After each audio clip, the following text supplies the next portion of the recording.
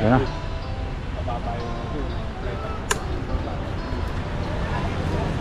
Ayun o. Nakakapanginayang ano. Lalaki. Malaki. O, so yung guys, nandito tayo kay Boss Rick Rick dito sa UP Diliman Bonsai Society. So ang pangalan ng bonsai garden niya, Richards Bonsai. So dito lang po yan. Pagpasok nyo ng Bonsai Society, bandang bungad lang po, makikita nyo yung mga naglalaki ang mga tugas dito. So kay Boss Rick Rick yan. Siya lang may mga ganitong kalalaking tugas dyan dito sa UP Diliman Bonsai Society. So workshop yan guys. Boss Rick Rick magwa-wiring, brand selection. So ayan, inabutan natin. Check pa tayo, inabutan natin na nagwo-workshop si Boss Rick Rick. So ito yung una nila na wire, hindi natin inaabot. Pero yan, bagong latag yan sa kanyang guys. Brand selection din ginawa, sobrang lago din yan kanina. Yan. Napakaganda, lalaki ng mga tugas na to. So ganyan ka wild. So mamaya tingnan natin kung ano magiging itsura niyan guys kapag natapos ng wiring. Siyempre si Boss Rick Rick, kaway ka muna dyan para makita ka naman. Yan. Yan. At siyempre ang kanang kamay kasama yan. Ang kanang kamay kasama. So ayan guys, pakita ko sa inyo yung iba. Kung tugas na malalaki kailangan nyo, wala po ibang pupuntahan kundi dito po kay Richards Bonsai, kay Boss Rick Rick yan. Napakalalaki mga tugas niyan guys. Imperial size mga sukat niyan. Pero mayroon ding mga maliliit yan.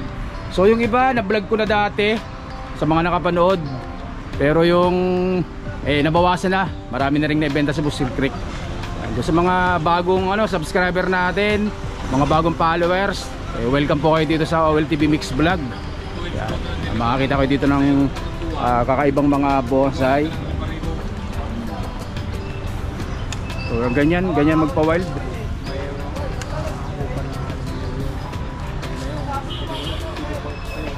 Mga ilang taon na yan pre? Dalawa. 2 years? Dalawang taon guys, 2 taon pa lang yan pero tinan nyo naman ang itsura. Nakalatag na yung primary. Lahat ng primary nakahiga na, nakalatag na. So yung wiring dyan, yung mga secondary yan, ihiga na rin yan ni Boss Rick Rick, mga secondary na yan. So kagaya nyan mga yan, bagong bago, sariwang bonsai wire.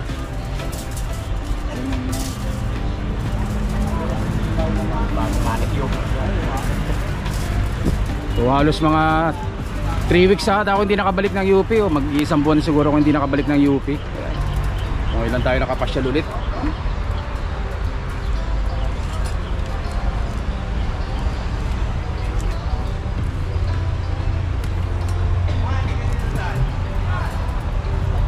Si Boss Rick Rick ang master pag ganitong mga imperial size na mga tugas. Halos siya rin lang ang meron dito ng ganyang kalalaki. Yan. Tsaka pag sinabi kong malaki, talagang malaki po yan. Talagang malaki. Talagang malaki yan. Pag sinabi kong malaki, malaki talaga. Nung unang vlog ko dito kay Boss Rick Rick, inabutan ko na to dati. So ito maliit lang to. Itong ginawa niyang ulo, yung apex yan, maliit lang yan. Siguro ganito lang kalaki. So ngayon, napakalaki na 2 taon. 2 taong pinalarga, 2 taong ang tawag dito, inintay bako makapag secondary wiring.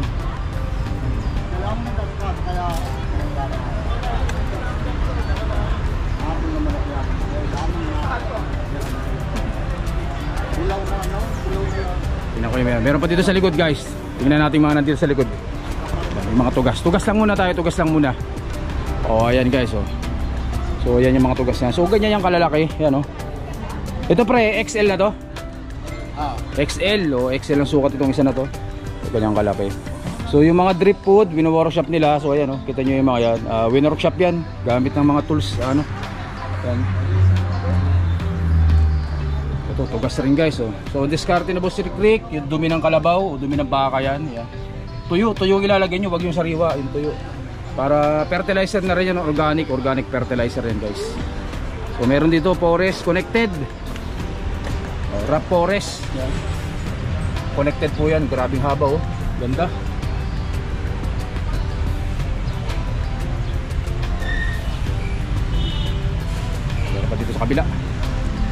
muna tayo, puro tugas muna ngayon guys.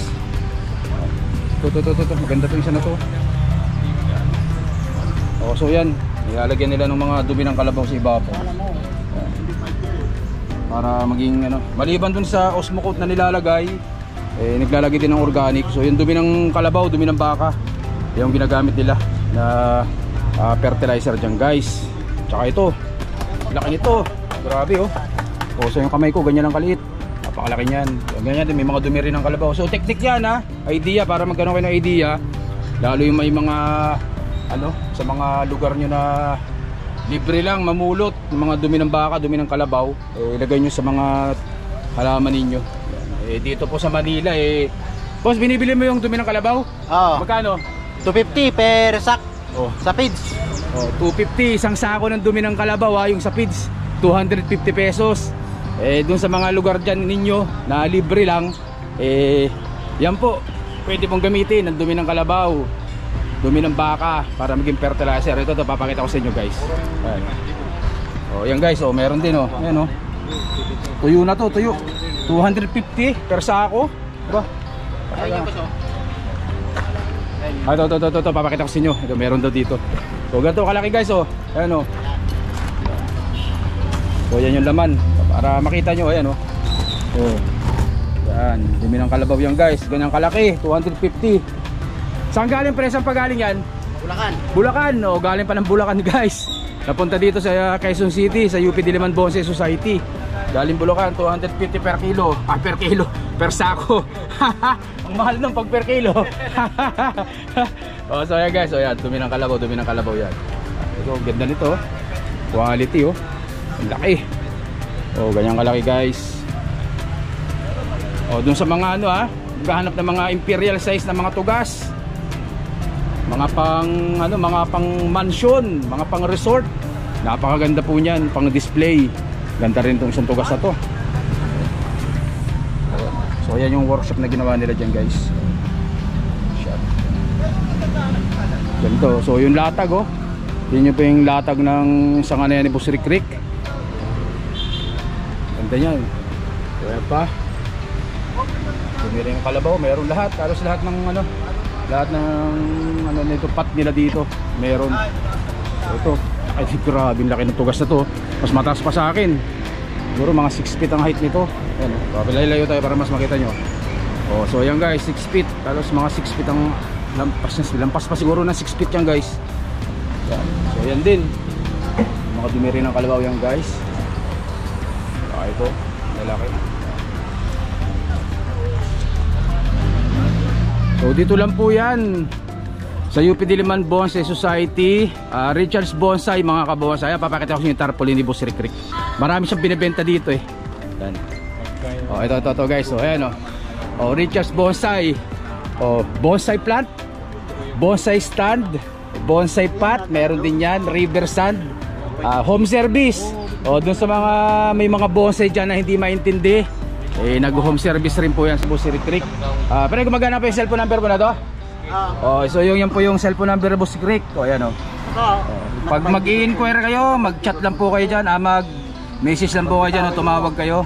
Yung Facebook niya, yan yung FB page, Chardlin Bonsai Garden. So ayan po, ito lang po yan sa UP Diliman Bonsai Society.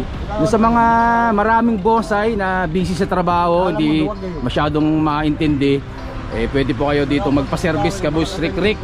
Mag-message lang po kayo para makapag-usap kayo syempre doon sa presyo. Yan, presyo ang importante dyan, para makapag-message po kayo kasi hindi po pare-pareho ang rate ng mga artist ng bonsai. Yan. Mag-message po muna kayo guys sa kanya. So yan, may tatlong sanga na ilatag si Boss Rick. Ayan kami laki ng tugas na to. So ganyan kalaki para mas makita. Ayan pala yung kamay ko guys. Parang laki niyan. Napakaganda.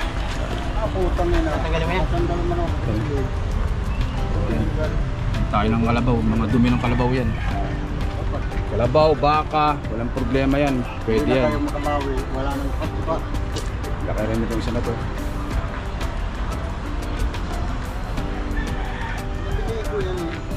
Ganda nito, pag nabuo to.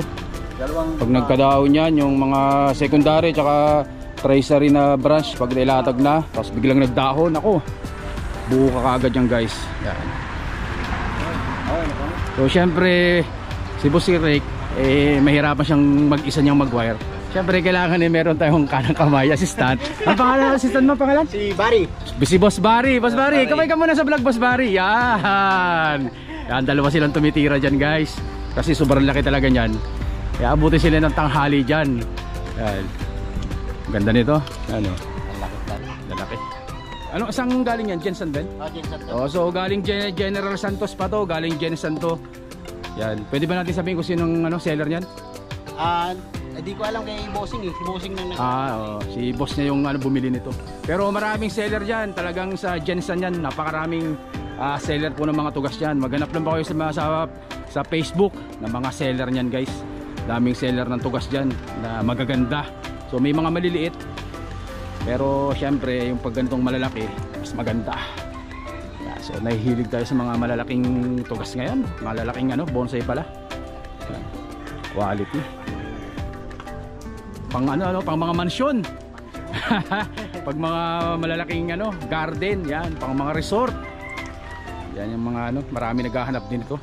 Maliban doon sa mga maliliit, pero meron ding naghahanap ng maliliit. Iba-iba naman ang taste ng mga buyer ng mga bonsai, o yung mga nagbo-bonsai. May gusto maliit, syempre yung iba ang gusto naman yung malaki.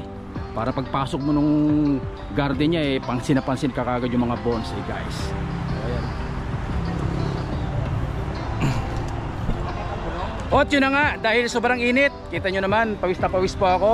So hanggang dito lang yung vlog natin dito sa bonsai ni Boss Rick. Part 1 lang po yan, part 1, puro tugas pa lang po yan. So para imbitahan mo naman sila sa garden mo muna, Boss Rick. Welcome naman kayo pumunta dito sa garden ko, kahit anong oras. Araw-araw ha. O yung bonsai garden pangalan? Richard Bonsai Garden. Yun. So yung mga kabonsai, Richard's Bonsai, dito lang po sa UP Diliman Bonsai Society. Hanggang dito lang po muna, stay safe. At syempre, God bless us na po mga kabonsai. Maraming salamat po. Thank you, thank you.